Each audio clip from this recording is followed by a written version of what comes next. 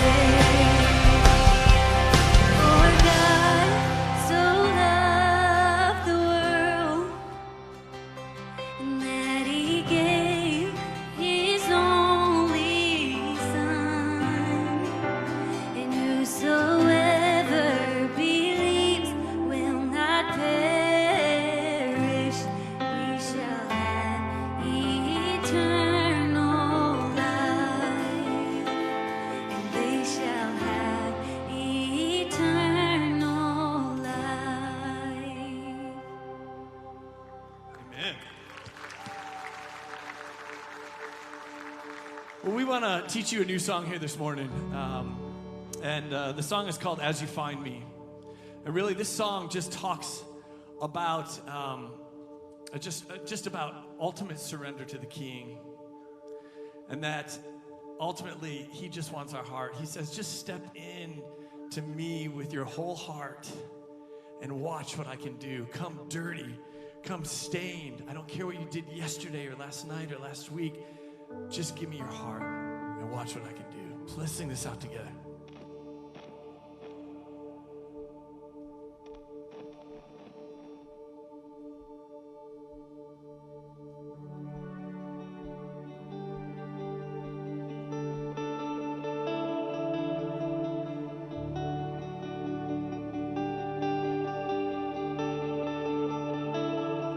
I've been strong and I've been broken within a moment. I've been faithful and I've been reckless at every bend. I've held everything together and watched it shatter. I've stood tall and I have crumbled in the same breath. I have wrestled and I have trembled towards surrender. Changed my heart adrift and drifted home again. Plundered blessings until I'm desperate to find redemption. Every time I turn around, Lord, you're still there.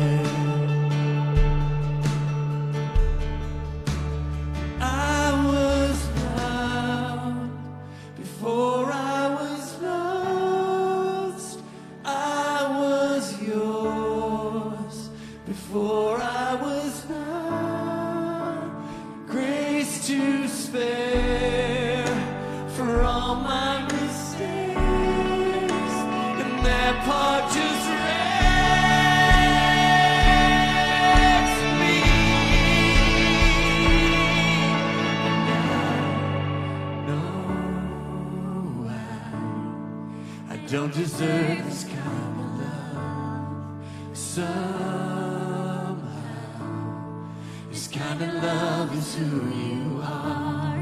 It's a grace I could never add up to be somebody you still want.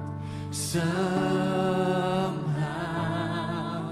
you love me as you find me.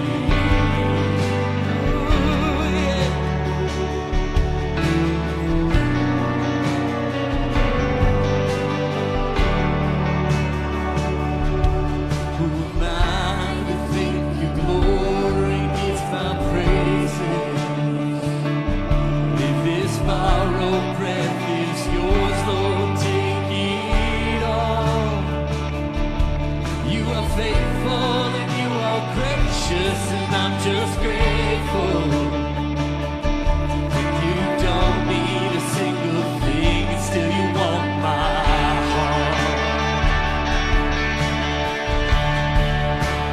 I was found before I was lost.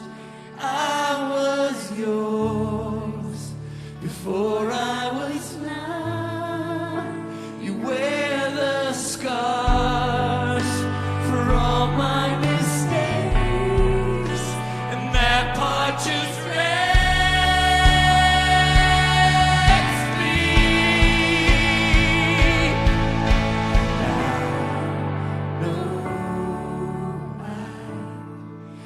deserve this kind of love. Somehow, this kind of love is who you are. It's a grace I could never add up to be somebody you still want. Somehow, you love me as you find me.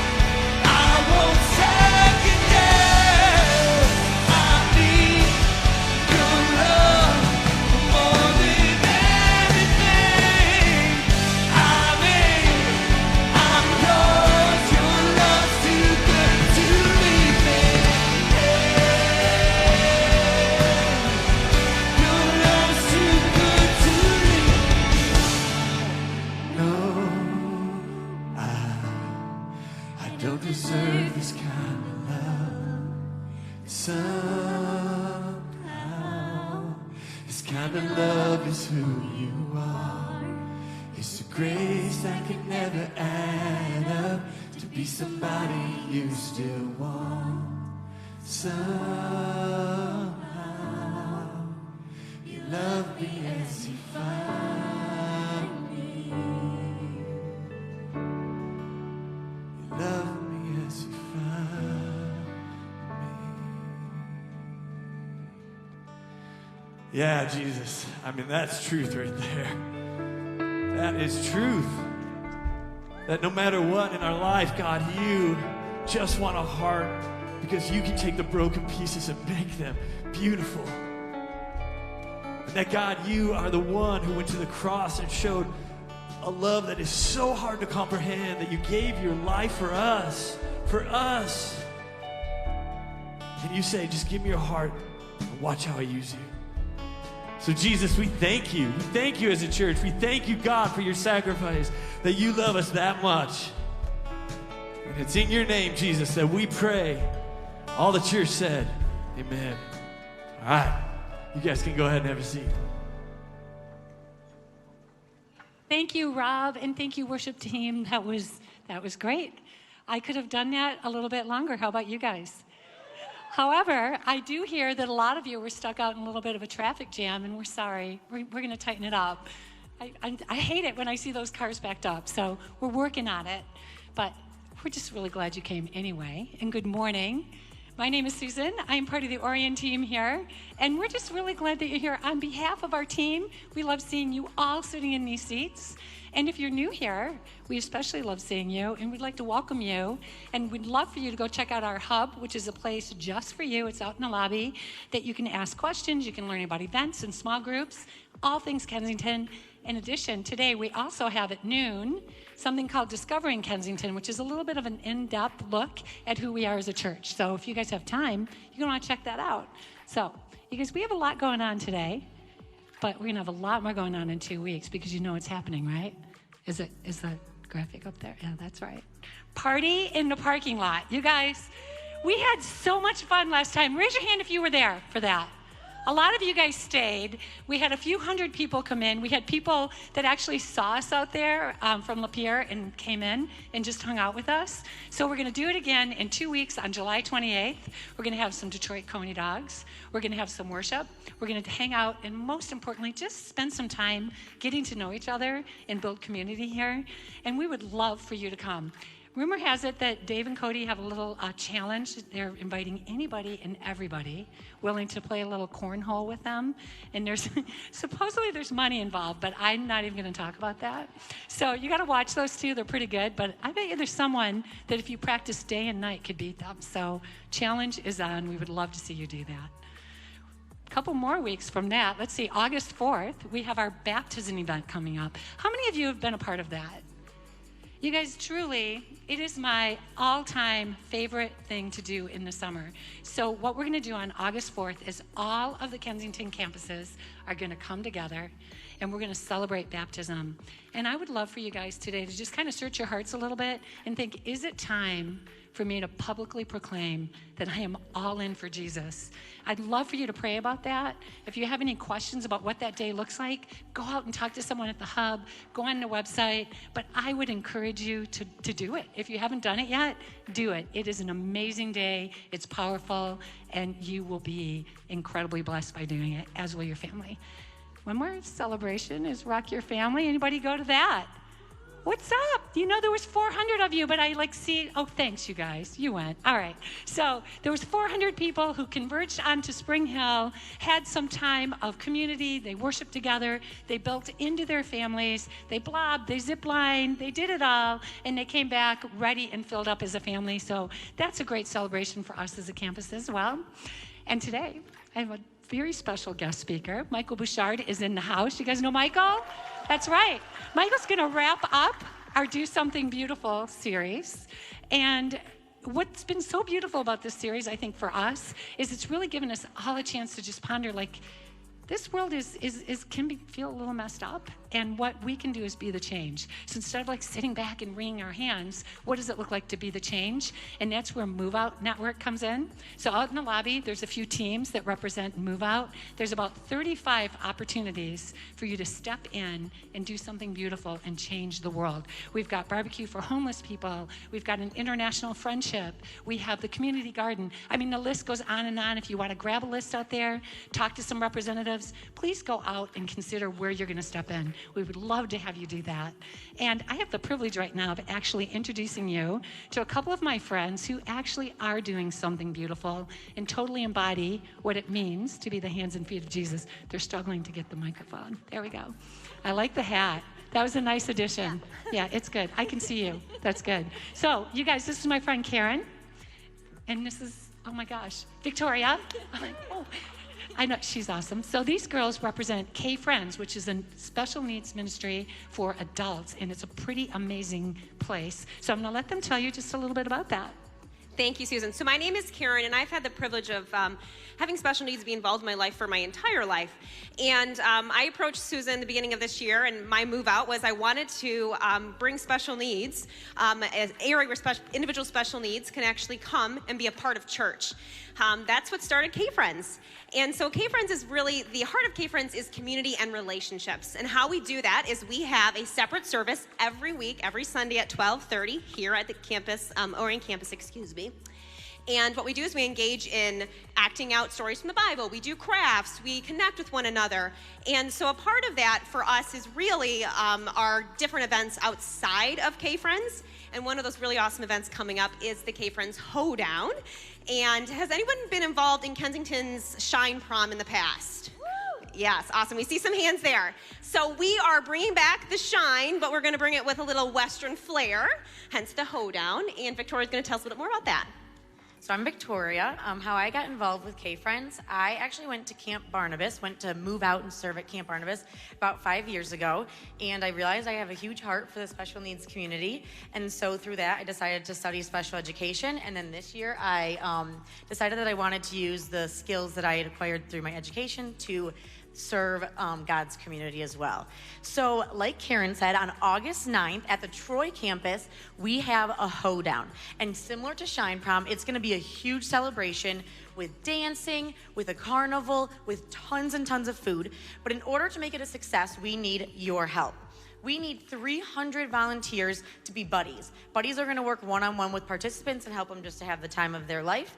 And then beyond that as well, we need 100 other volunteers to kind of work the behind the scenes stuff. So you might be thinking, I don't have a whole lot of experience with special needs, but that's okay because we have a training night to help you be prepared as well. And this is the perfect opportunity to really plant yourself in the special needs community because you will see nothing else like God's love within this community. If you have any other questions or you want to get more information, Karen and I will be out in the lobby handing out these flyers after service. All right, thanks so much, Yeah, you thank guys. you. Can you give them a hand? So really, what a great example. I mean, this was just a dream in Karen's heart, and she brought it forward, and we were able to come alongside her, provide an opportunity, but it's her heartbeat. I mean, she makes this happen. I have seen wheelchair chariot races and some incredible things back there. So I would really encourage you guys to kind of check out the Hoedown and K-Friends. You guys, we're gonna have you one more time stand up really quick, tell your neighbor which move out team you're gonna sign up for, and we're gonna have Michael come on up and we'll get started.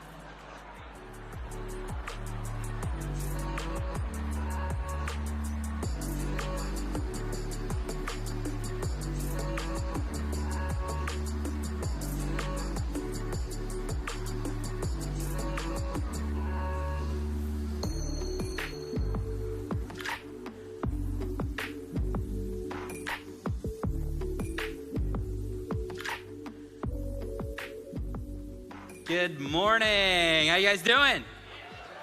Some of you are like, that's not Michael Bouchard, not the sheriff, okay?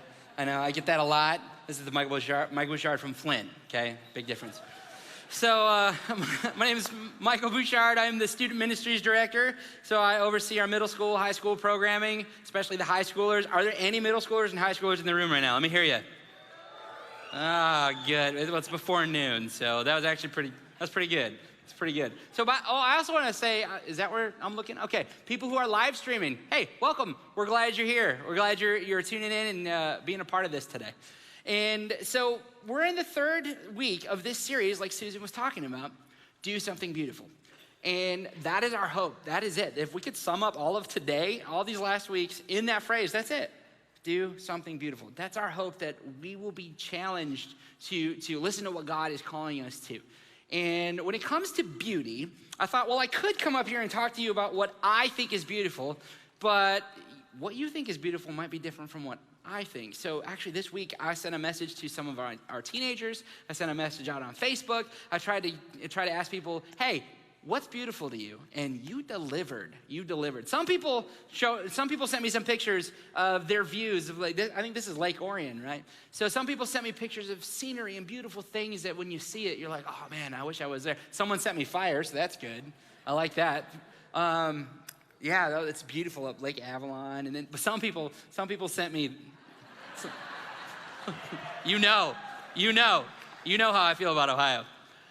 Yeah, and then, of course, bacon. I just knew there were going to be people like that. Someone knew. Donna's Donuts up in Flint. Still the best donuts around. And then, I don't know. One of my high schoolers sent it to me over and over and over. And I was like, of course you did. So, what's more beautiful than Dan DeVito? Aw, then family. When I ask you what's beautiful, you probably had an image like this. People are thinking through, like, yeah, thinking through memories of you and your kids, of you and your parents, you and your family. This is Marty and his middle school small group. Yeah, Marty, Jesus. This is our high school group. By the way, high schoolers, come to our summer house parties. They are legit. This was awesome. We were on the lake for 2 hours just chilling. This is my family. This is my crew, right? And so some people, though, sent pictures like this. They saw beautiful things being done. Communities coming together and serving. This is at the House of Hope right next door in the trailer park. And I want to pause and end on this. So I got to see this. This is where I got to see beauty happen recently. We got to take our high schoolers, middle schoolers too, but I went on the high school trip down to Cincinnati because they need help down in Ohio. So we went down to Cincinnati, and I got to see this crew go to what we would call an old folks home, right? And a retirement center. And some of the people who live there haven't left in years. And so our students got to go in there, and many of them have never served in that capacity before, and they jumped right in. It took one, and then everyone wanted to help out. And it was beautiful to see that. So even though on TV, we might see a lot of advertisements that would tell us that beauty is on the outside. Like, beauty can be found in a cream that you can put on your face. But we know beauty is more than that.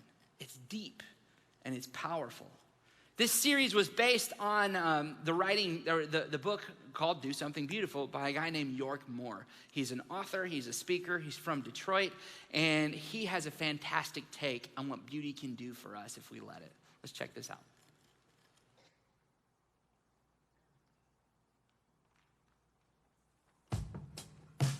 I'll never forget. It was the summer of 1988. We were just at the very beginning of the great drought of the late 1980s, and the grass under my feet crunched like potato chips.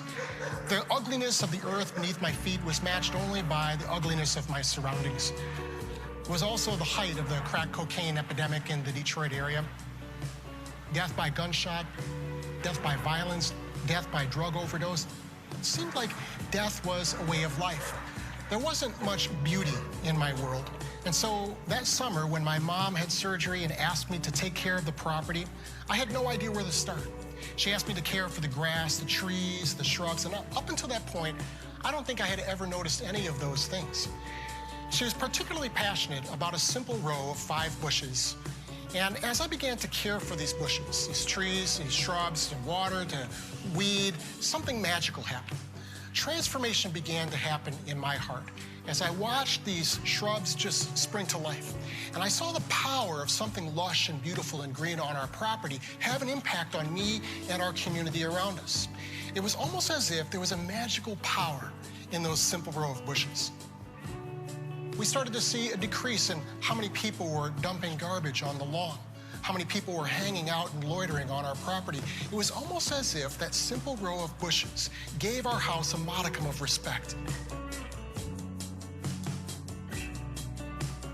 As I began to take care of that simple row of bushes right here, something happened within me. I began to change.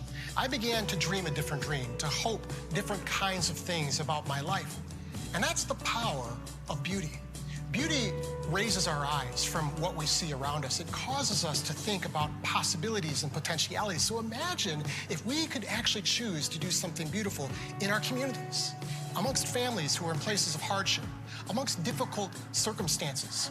We could literally change our communities, we could change the world as we come together with this belief that beauty does.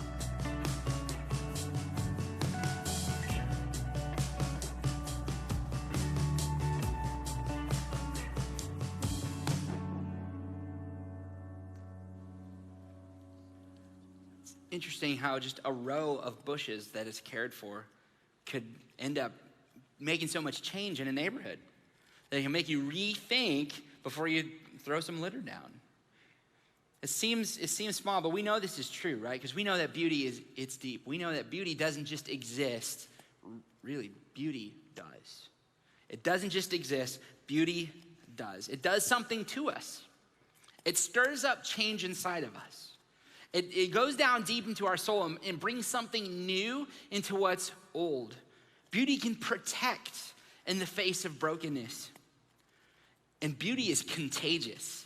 Y'all remember when you were way back in elementary school and you were in art class and your teacher would tell you to draw something, like draw a cat. So everyone draws a cat, right? But there's always that one kid who's like, yeah, I'll draw a cat, but then it's got like a machine gun coming out of its armpit, right? Yeah, some of you are that person. Some of you have one of those in your house. I just want to say, we turned out okay, all right? But what happens when that one person does something different and unique? Others see it, and they might scoff a bit. They be like, oh, that's dumb. And then they put a laser coming out of their cat's eyes, right? It's contagious. Beauty is contagious. Some of you are like, yeah, but that's a long time ago. Okay, how about when your neighbor ups their lawn game?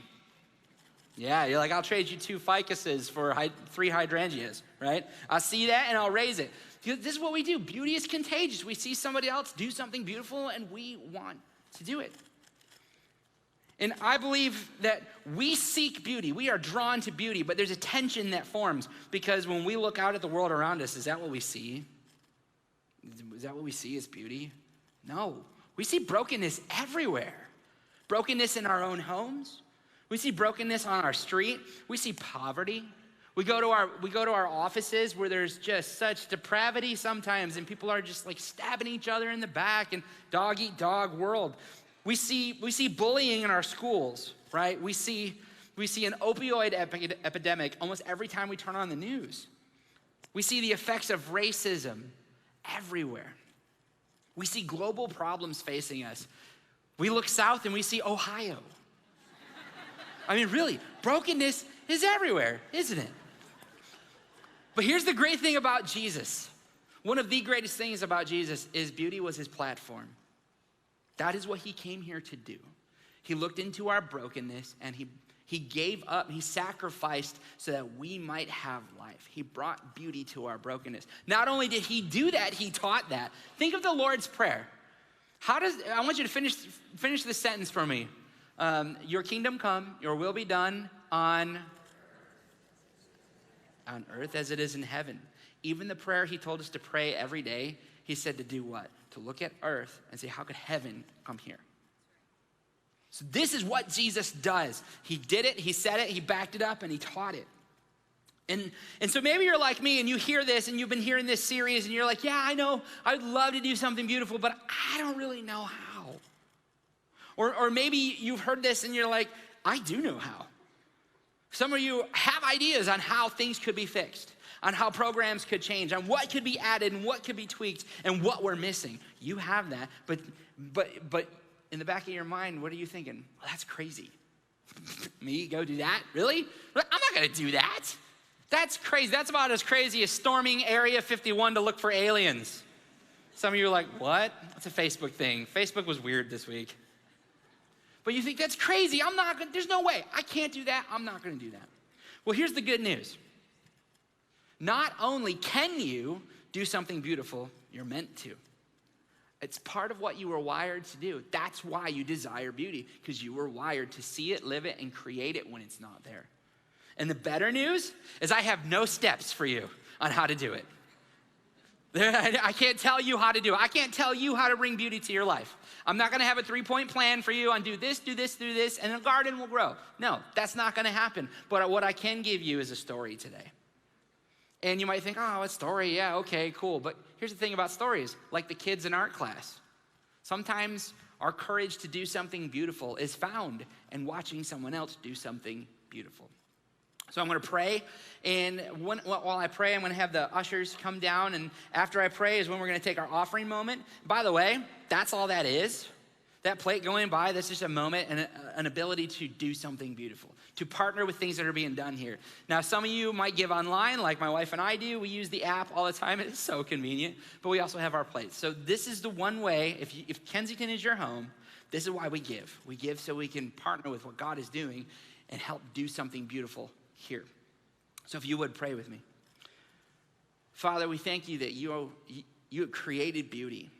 You intend for us to live in beauty. And we also thank you that brokenness is not a hurdle that can't be jumped over. We thank you that it's a wall that can be scaled and can be knocked down. So we ask right now, we know that all of us have come in here. We all have some form of brokenness that we see. So we ask that you start knocking down those walls so that we can reach out.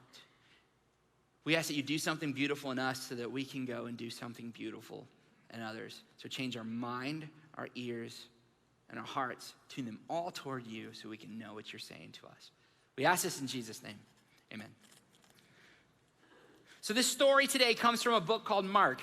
So Old Testament and New Testament, those are the two parts of the Bible. So New Testament is about Jesus and afterwards. And in those books, there's 4 books, the Gospels, which means good news. So there's 4 Gospels, Matthew, Mark, Luke, and John. Everybody has their favorite. Last week, Dave, our lead pastor, said John's his favorite. Mark is mine. Why? Because I guarantee you he had ADHD.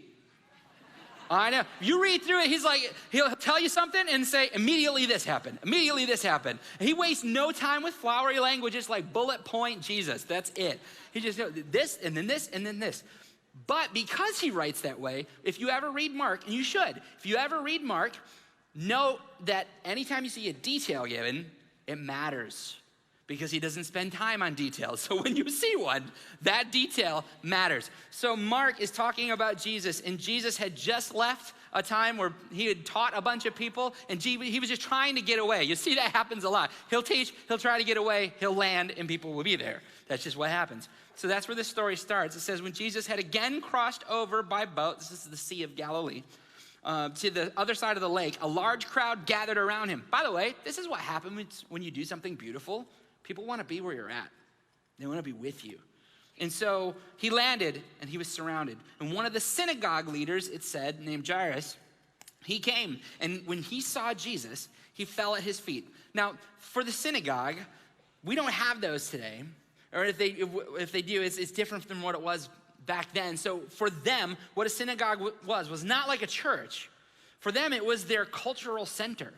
Like, yes, there was spiritual things that were talked about, but it also was the marketplace. It also was where you had political rallies. It also was where you got the daily gossip. And I don't know if they shared pictures of kittens or anything, but if you're not catching on, it's kind of like Facebook in real life, right? Like if Facebook was a place, it would be a synagogue. And Jairus was one of the people who helped run it. And it says that the crowd was there, and when he saw Jesus, he fell at his feet. He pleaded earnestly with him. He said, "My little daughter is dying. Please come put your hands on her so she will be healed and live." So Jesus went with him.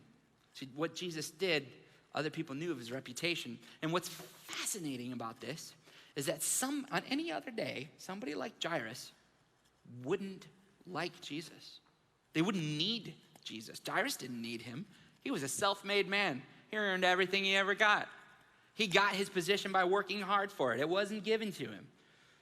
So he wouldn't have needed Jesus, except there was a crisis.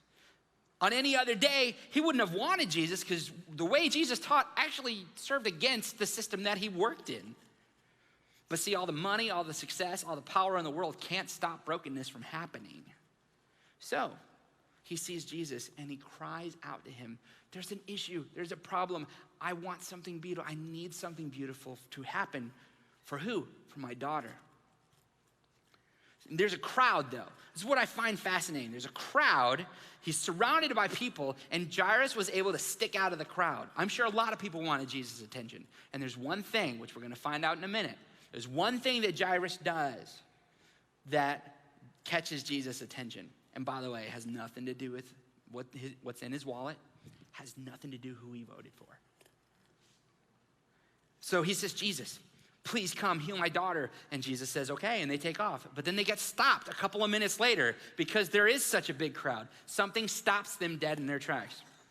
They get interrupted by someone who is the near opposite of his own little girl. So it continues, and here's a story within a story. It says, a large crowd followed and pressed around him. And a woman was there who had been subject to bleeding for 12 years. So menstrual bleeding, and she was hemorrhaging. Now, by the way, if you have no idea what I'm talking about, ask your parents, okay? She had suffered a great deal under the care of many doctors and spent everything she had, yet instead of getting better, she grew worse. She was bleeding for how many years? 12. We find out later that's the same age as Jairus' daughter. She'd been bleeding as long as this little girl was alive. And I know someone who has gone through this issue, and I know that when this happens, you can't even function because you become anemic. You lose a lot of blood, and you get dizzy all the time, and you can't work. You can't do your job. And so this woman gave up everything she had to try to be healed and was left in an even worse state. So Jesus comes to town, and she sees him. See, Mark is doing something very purposeful here. He's comparing two different people. He's comparing someone who desperately needed somebody to do something good and beautiful for her. And then there was also Jairus, who was hoping to see something beautiful happen for somebody else. Inside and outside. They both needed the same thing, yet they were on complete opposite ends of the spectrum. So it continues. When she heard about Jesus, she came up behind him in the crowd and she touched his cloak. Because she thought, if I just touch his clothes, I'm gonna be healed. Immediately her bleeding stopped and she felt in her body that she was freed from suffering. And this is where the first truth hits us right in the face. See, the potential for beauty is strongest in the face of our brokenness. The potential for something beautiful to happen is always strongest in the face of our brokenness. But sometimes I think we're tempted to look at brokenness and see it as a sign that God doesn't exist or that nothing good can happen. But what I would argue is that it is in that moment that you are poised to have the most beautiful thing possible happen, because beauty shines brightly in darkness.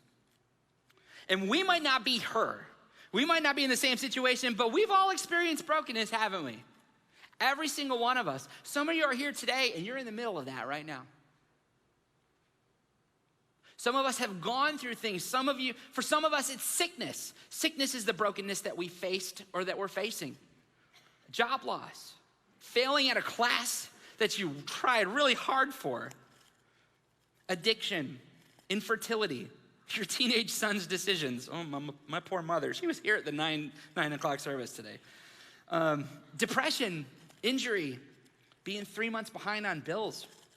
Being 20 and lonely and wondering if you should just give in to sexual pressure. Being 50 and divorced and wondering if you should just give up on ever finding somebody. Being 70 and widowed and wondering if you even matter while you're living in a retirement home. See, the fields of brokenness for ourselves and for what we see in others, they're always the same. Whether we see brokenness in us or we see it in a system, it can feel like there's no way out. It can feel like hope's not allowed. It can feel like you're invisible, or it can even feel like your part, or even you, don't matter. By the way, those are lies, but they sure are strong.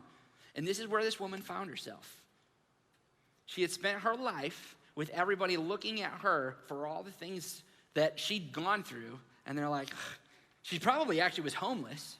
So many of the people in that crowd probably judged her at some point, and maybe even Jairus himself. and she sees Jesus come, and what does she do? She reaches out, and what happens? She's healed. Well, then this is where she goes. She didn't let her brokenness define her. She was willing to let beauty enter in, and it stopped everybody. At once, Jesus realized that power had gone out from him. He turned around in the crowd and said, "Hey, who touched my clothes?" You see the people crowding around you, his disciples said, and yet you ask who touched me? So they started laughing. They're like, "Jesus, we're in a crowd of people. You're asking who just touched you? Everybody touched you." But Jesus kept looking around to see who had done it. Then the woman, knowing what had happened to her, came and fell at his feet, and trembling with fear, told him the whole truth. Why is she afraid? Because she's unclean. She's bleeding. If you were bleeding, if you had open wounds or there was blood on you, you were considered unclean. The very fact that she was in that crowd meant she was breaking more laws than you could count, because she wasn't supposed to be there. Everyone she touched, even for a brief pass by, everyone she touched became unclean. And then she reached out and touched the robe of Jesus. She would make him unclean. So when he turned around and said that, that's why she trembled. And so the next words that Jesus said would either define her life for good or it would end her life for bad. And what does he say? He reaches out and he says, "Daughter." He doesn't call her a sinner. He says, "Daughter, go in peace and be freed from your suffering." She reached out her hand in faith, and she was healed. See, beauty is always the fruit of faith. Beauty is the fruit of faith. Here's what I mean by that. Faith comes first. See, I think sometimes we approach faith as if like faith is fact. Like I have to see it first. I have to know that it's gonna happen, and then I'll go and do it. Or also, sometimes we approach it with a knowledge base. We think that faith is knowledge. It's about what you know. And we might even defend what we believe, but until we actually act on it, it's not faith. So she may have known, she may have had an idea, but did she have any guarantee that when she reached out and touched him that she would be healed? She had none, no guarantee, and yet she still reached out. Think about the first time you asked somebody out.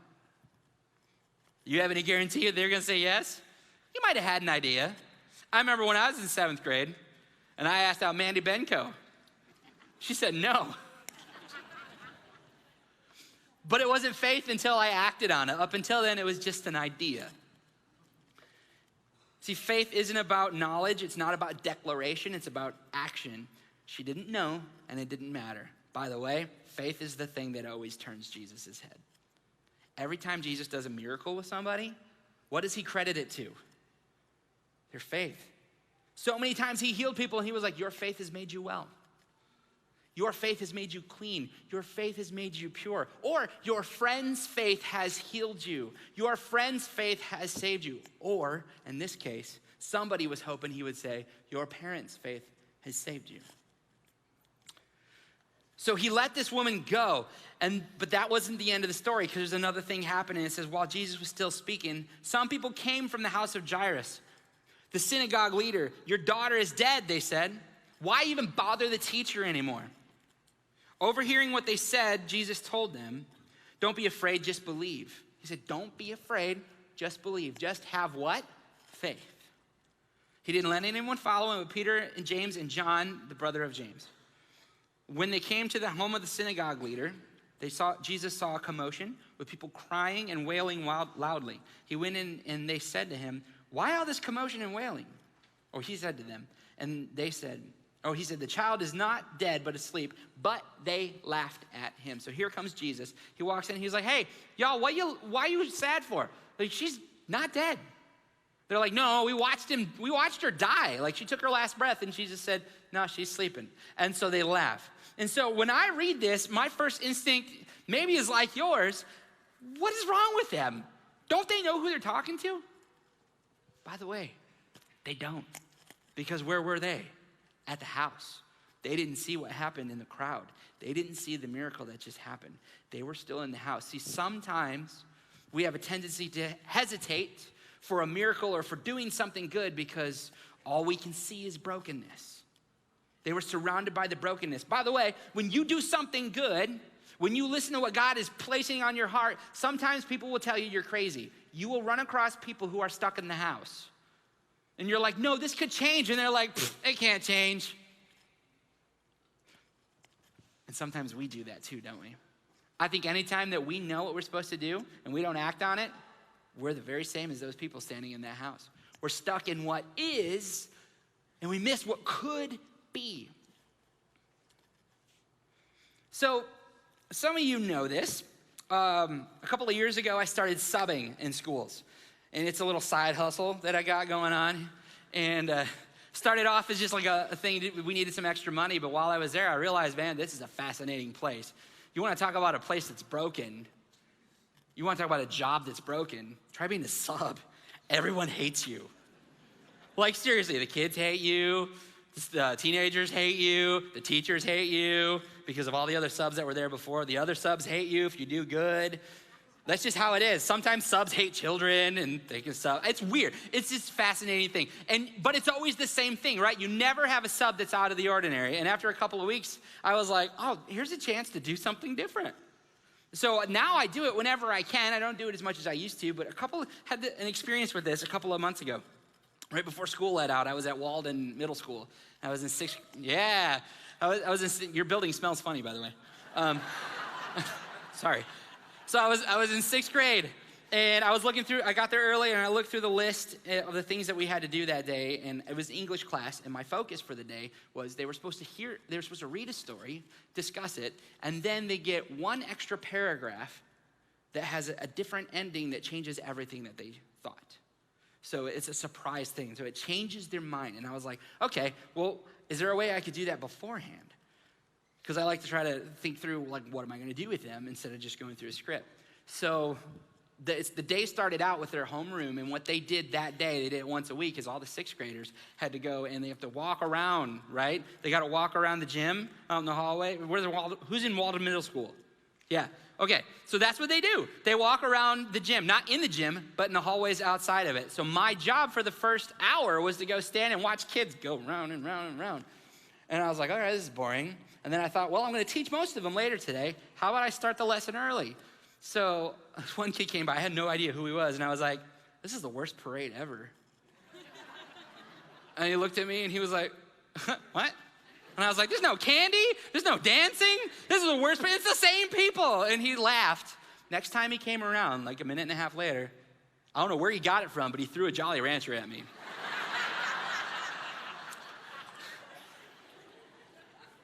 Next time he came around, he and about 10 others threw candy at me. By the time we got halfway through, all the students were saving up candy and like throwing things at me whenever they came by. Sometimes it was garbage, but whatever.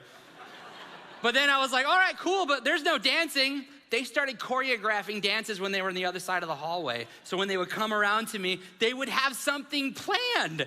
So by the end of their walk, we had a parade that was going. Was it really a parade? No, they were doing their walking exercise.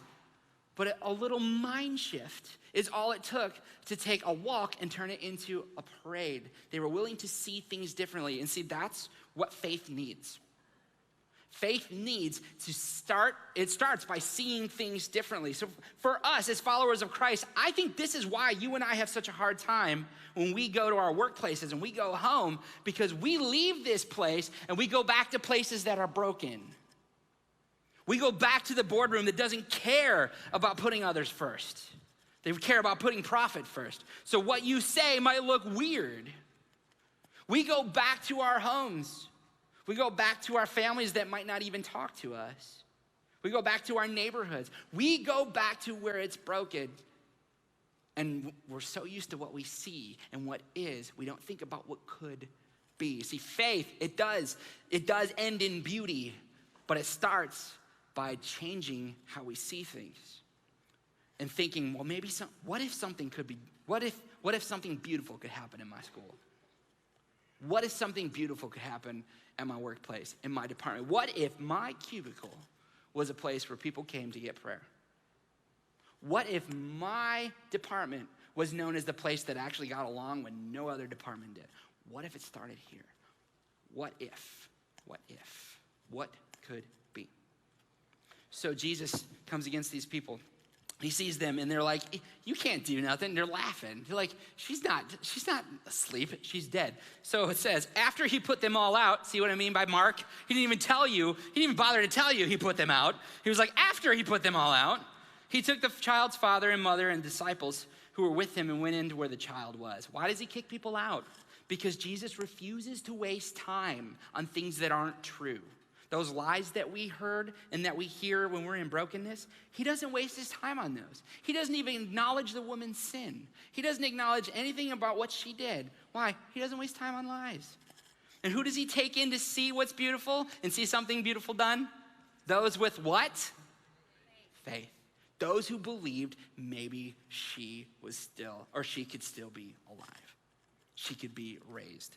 So it says, then he took her by the hand and said, Talitha Kumi, which means, little girl, I say to you, get up. Immediately, the little girl stood up and began walking around.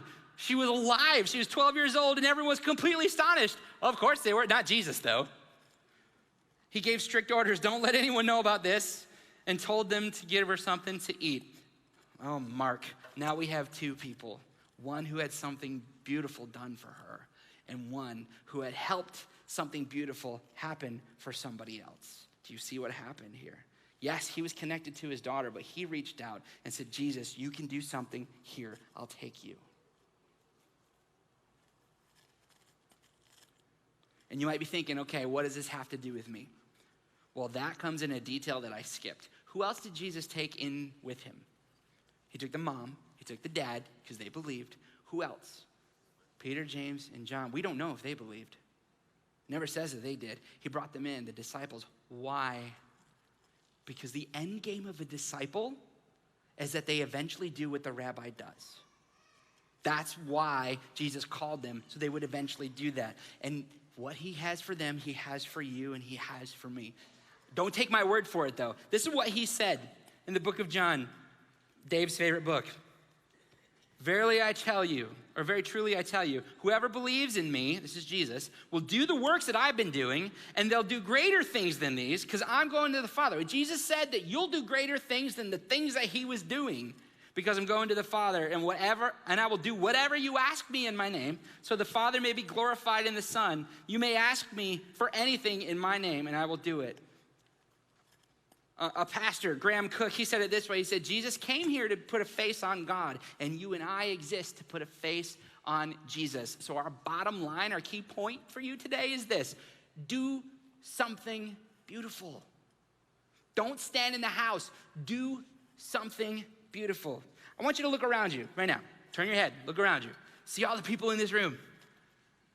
What I see is that God is waiting to send a wave of beauty into North Oakland County. And he's not gonna do it through me. He's gonna do it through you. I think I need to apologize for the last 100 years of church. We've made you think that you're here to support us. We're here to support you. As you go out into Rochester, as you go out into Troy, as you go out into Oxford and Lake Orion and Leonard, somewhere where that's at, I don't know. We have some people from North Branch too, it's crazy. We are here to support you as you ask God, what do you have for me? Could you imagine what this would look like if Lake Orion schools knew that we cared about them more than just a service on Sunday? Could you imagine if there was a wave of parents that came in to help out? Could you imagine if people started subbing in school from this church? If we sent in 40 subs that were like, yeah, we love Jesus and we love kids and we're gonna come hang out one day a month. How cool would that be? That'd be amazing. We should probably do that. So your workplace, your family, and your school desperately needs you to bring beauty to it. And you were uniquely wired to do it in a way that only you can. And I know this because I've experienced it for myself. And many of you have heard this story before, but a couple of years ago, probably like what, 8 years ago now? 7? Long time. It's been a long time. Well, actually, it started about a decade ago, maybe even a little further. I had this idea once of, hey, what would it look like to move into a community and just live there and let it be a base for people to come and serve? And then I think the first time I thought about that was like just out of college, and then I didn't think anything about it. And then fast forward, I'm here at Kensington a couple years ago, and we hear that we're going to get this building. And next to the building is a trailer park, a mobile home community right over there. And I started thinking, I actually had dreams at night. Hey, what would it be like to connect our church to our neighbors? And I was like, someone needs to do that. And then I kept thinking, well, what if it was me? No, it's not going to be me. I got in the house, right? I got in the house, and I was like, that can't happen. It's not going to be me. I'm not one to do that. I just make sure kids have a good time on Sunday mornings. That's my job, right? I don't do that kind of stuff. Don't put me in charge of things. But I couldn't let it go. And eventually I got annoyed. And I was like, fine, God, whatever. You open the door, I'll go. But you got to bring me a house because I ain't got no money. A couple of weeks later, a lady at church I'd never met before, literally never met her before. She was on our prayer team. She came up to me and she was like, hey, I hear you want to go to the park next to the church building. And I was like, how did you hear that? That's weird. I only told a couple of people, and she's like, I got my sources. So I said, yeah, I'd love to. And she said, tell me what you want to do. So I kind of listed it out, and she said, perfect. Because we've been praying for 6 months that someone from Kensington staff would move into that neighborhood. Count back 6 months, that's when I first started that's when I started getting the urge, the nod to go do it. I was like, okay, well, I'd love to, but I got to save up money. I got to find a way to support myself. And she said, oh, we know. When we were praying, we heard that we'd have to buy the house for them. And this wasn't a conversation of 5 minutes. This wasn't a planned out thing. I'm walking from family to family, and she catches me and says this. And I'm like, what? I pull my jaw off the ground, what the crap? I know that doesn't happen to me. Yeah, I just said that. That happens to Dave and Cody and all those people, not me. But it happened.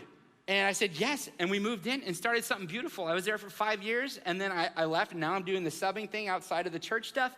And Alyssa and her husband, Alyssa and her roommate, Brooke and her roommate, Alyssa, moved in, right? And then Brooke married Austin, and Alyssa moved to Oxford, and now there's 2 of them. And they do more things than I ever did. And I think if that could happen to me, who really is nobody, what kind of stories could come out of this room? But it's not going to happen until we leave the house. It's not going to happen until we move out. And it's not just on a handful of people, and it's not just about good deeds, because you know what? Jesus tells us something, and that last thing I just read, what did he say? I go to the Father. You're going to do greater things. Why? Because I go to the Father. You ask, and I'll do it in your name. See, good deeds only go so far. But when you align yourself with what Jesus is calling you to do, you will find something called power. And I can't describe it because until you see it happen, until you watch the things you pray for happen when you've never had them answered before like this, you can't really describe it. It's really hard. But I'm telling you, everything we prayed for when we were in that park, it happened and still happens now. If there's ever a need in that community, we just tell people and it happens. And I don't even live there anymore. See, that is what we call power, and that God is waiting to give that to you if you will just be open to moving out. And I know that there's people in this room. I know that each of you have dreams. There are people in this room with dreams and ideas just waiting to come to the surface. Some of it's already there. And there's a community, I want to show you a video of one of the places that we are moving out, one of the serving areas we're connected with our Move Out initiative. They had a dream of what it could look like to bring a garden to a place where there's normally not a garden. Let's check this story out.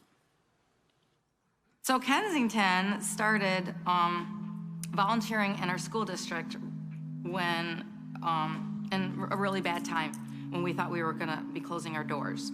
But then there was Becky Schomer saying, hey, we wanna do spring service, and asked me, could we help you? I heard you're starting a garden. And I was like, yes.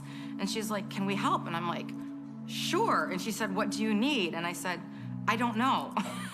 So went to the gentleman, his name was Bill Piach, that was the brains behind the operation, and asked, what we needed, and they had talked about raised beds. So Kensington came in and gave us 2 days of service, built 12 raised beds, and they built it with our students. And it was an incredible experience to watch.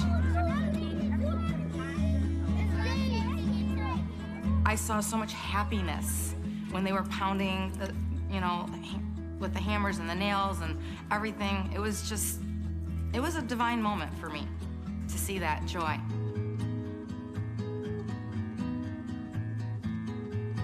That was the beginning of the garden. And then Kensington has come back every year since to help us get the garden ready to plant. We take the classes out to get the garden ready, to plant, and then to harvest. I think it's something that they just feel really good about. Like they see a connection to starting something and following it through to harvesting when they come back. We harvested over 500 pounds of potatoes last year, and my goal is to feed the school lunch program for however many days we can do it. And so we started with 1 day last year, and now I'm hoping that we're gonna do more days this year. As I started to collaborate and work with Kensington Church, we were able to do our what we call phase 2 and actually build the benches and build more garden beds. So I think we've gone from 8 beds where we can plant to 12, I believe.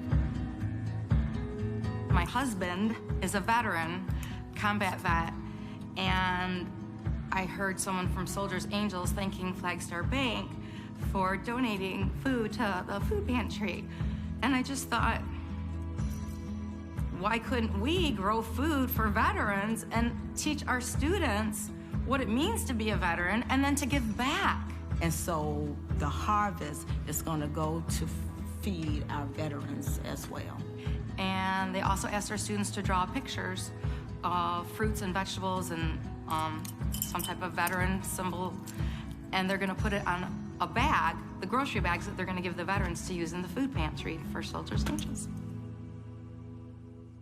So this is a dream since we started going in 2010, that it's supposed to be an outdoor classroom, which it has been, but we wanted to have seating, and we never had enough money for that until the second corporate sponsorship.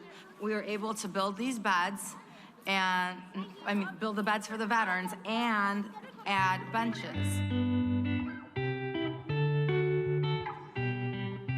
They feel so good when they've been out to the garden. They beg to go out to the garden.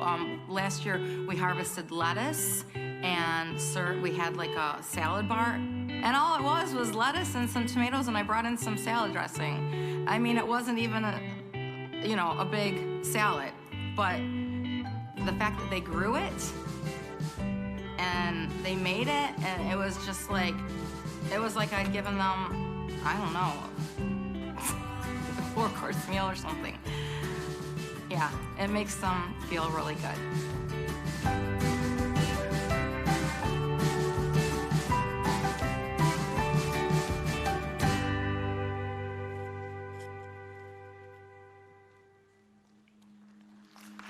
It's awesome.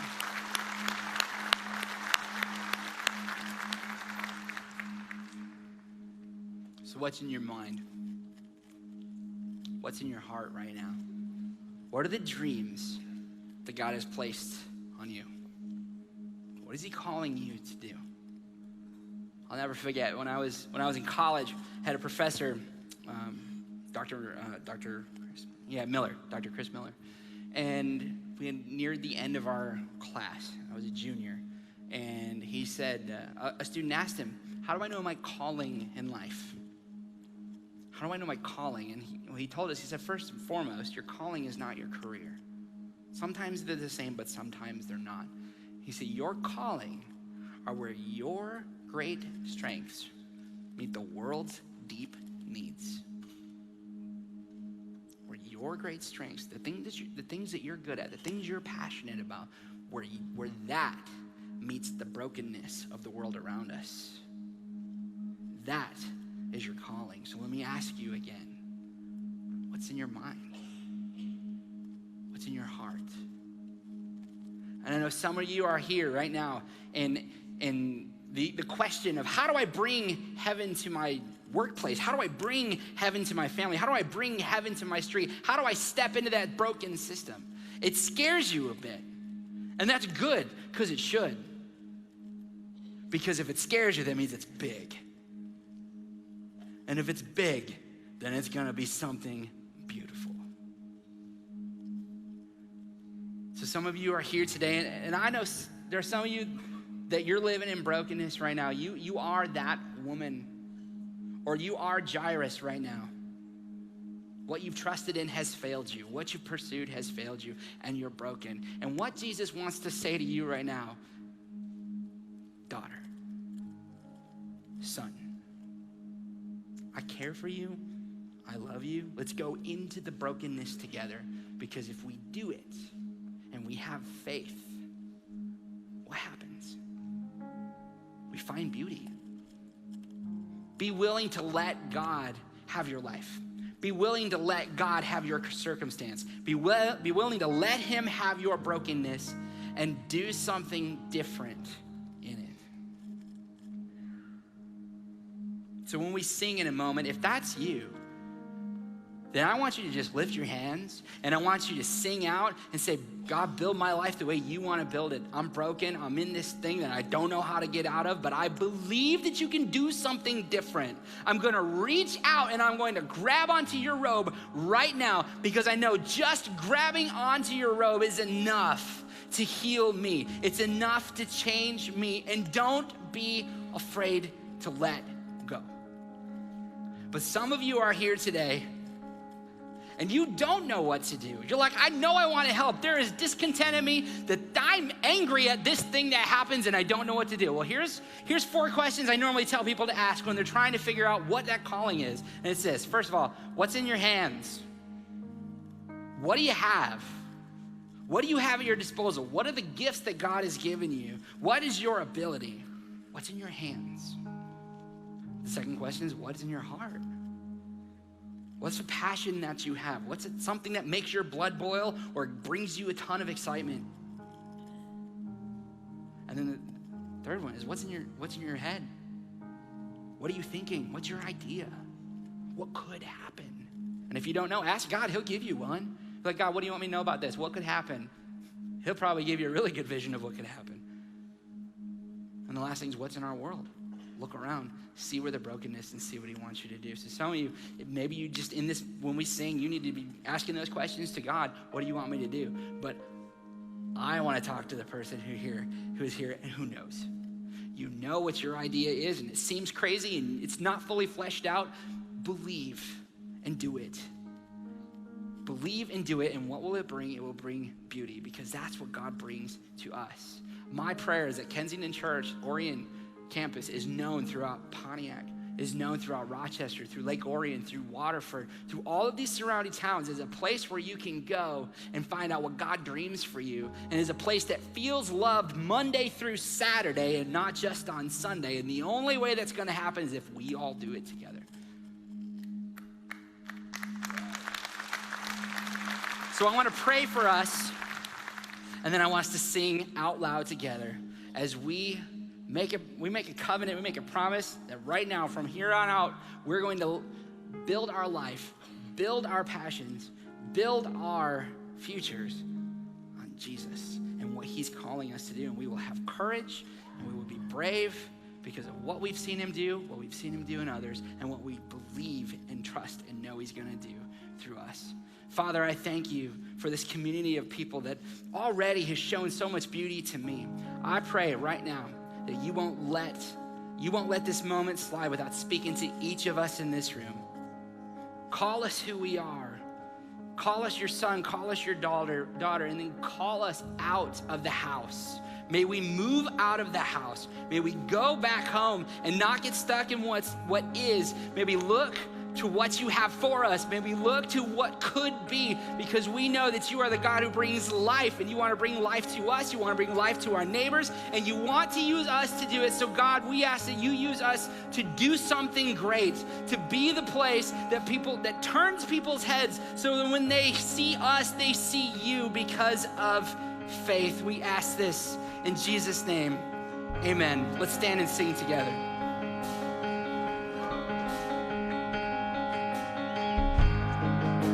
Worthy of every song we could ever sing, worthy of every praise we could ever bring, worthy of every breath we could ever breathe. We live for you.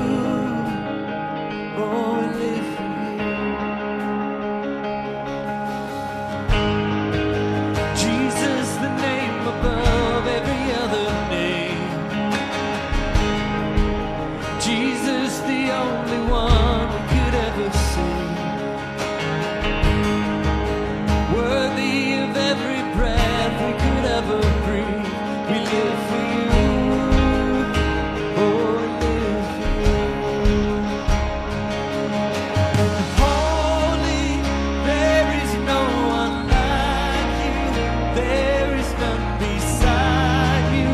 Open up my eyes in wonder. Show me who you are and fill me with your heart and lead me in your love to those around me.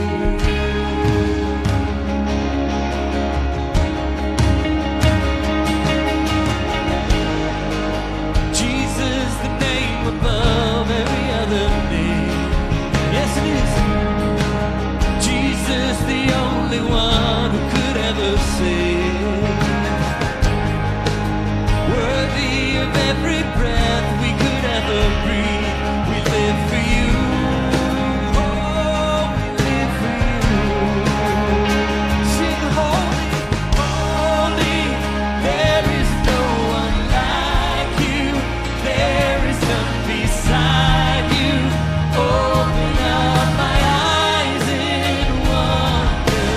Show me who you are and fill me with your heart and lead me in your love to those around. Surely there is no one like you.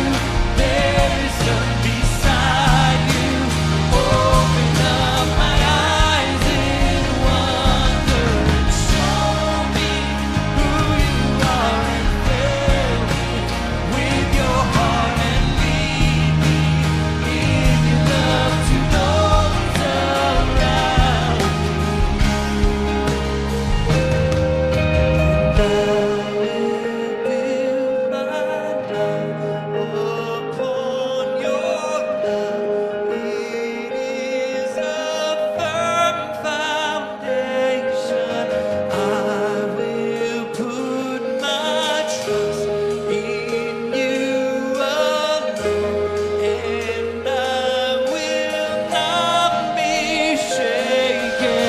I will build my life upon your love. It is a firm foundation. I will put my trust in you alone, and I will not be shaken. I will build my life upon your love. It is a firm foundation. I will put my trust in you alone, and I will not be shaken. Holy, there is no one like you. There is none beside you. Open up my eyes in wonder. Show me who you are and fill me with your heart and lead me in your love to those around me.